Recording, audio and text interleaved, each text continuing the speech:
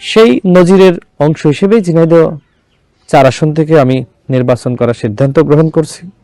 আমাকে ভোট দিলে প্রকৃতপক্ষে বিএনপি ক্ষমতায় আসবে।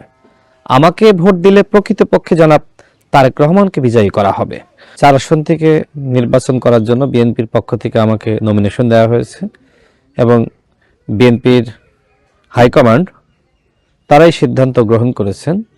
আমি সেখানে ভোটার হয়েছি এবং সে এলাকায় ইতিমধ্যে কাজ শুরু করেছি।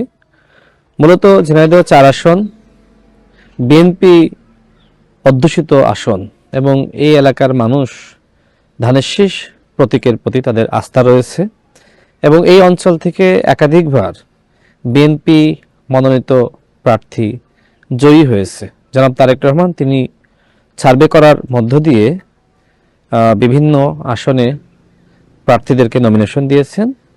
সেই প্রক্রিয়ার অংশ হিসেবে আমাকেও ঝিনাইদহ 4 আসন থেকে নির্বাচন করার ব্যাপারে তিনি সিদ্ধান্ত গ্রহণ করেছেন।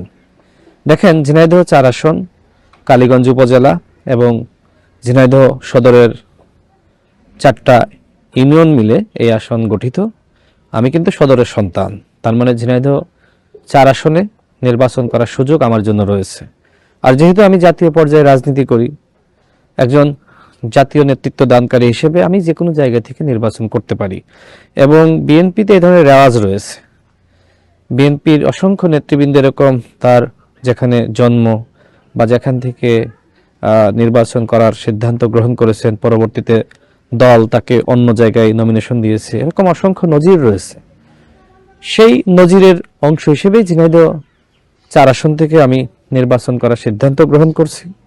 স্বাভাবিকভাবে সেখানে অনেকে প্রার্থী ছিলেন, নমিনেশন না পেলে যা হয় সংক্ষুব্ধ হয়েছেন। কেউ কেউ ইতিমধ্যে আমার সাথে কাজ করার ব্যাপারে তারা সম্মত হয়েছেন, মাঠে কাজ করছেন। বিশেষ করে তৃণমূলের নেতৃবৃন্দ যারা প্রকৃতপক্ষে ধানের শীষের কাণ্ডারি, যারা শহীদ প্রেসিডেন্ট জিয়াউর রহমানের আদর্শ ধারণ করেন, যারা সাবেক প্রধানমন্ত্রী দেশনেত্রী বেগম খালেদা জিয়াকে শ্রদ্ধা করেন, যারা জনাব তারেক রহমানের নেতৃত্ব নির্দেশনা মানেন, তারা সবাই আমার সাথে রয়েছে এবং আরও যে কয়েকজন এখনো পর্যন্ত সংক্ষুব্ধ রয়েছে, আমি মনে করি আলাপ আলোচনার মাধ্যমে তারাও আমার সাথে কাজ করবে ইনশাআল্লাহ। এই মুহূর্তে তারেক রহমান তিনি বলিষ্ঠ নেতৃত্ব দিচ্ছেন, দেশ বিদেশের মানুষ তার নেতৃত্বের দিকে তাকিয়ে রয়েছে এবং আমাদের প্রিয় নেত্রী তিনি আমাদের ছেড়ে বিদায় নিয়েছেন। পুরো জাতি শোকার্ত। এই অবস্থায় এক ধরনের স্বতন্ত্র প্রার্থী হিসেবে দাঁড়িয়ে বিশৃঙ্খলা সৃষ্টি করা এটা সম্ভবপর হবে বলে আমার কাছে মনে হয় না। জনাব তারেক রহমান তার দক্ষ নেতৃত্বের মাধ্যমে যে সকল সংকট এবং সমস্যা রয়েছে সেগুলো তিনি সমাধান করতে পারবেন বলে আমি মনে করি।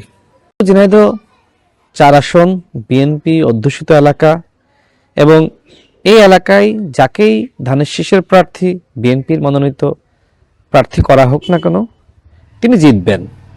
আমি আমার জয়ের ব্যাপারে শতভাগ আশাবাদী।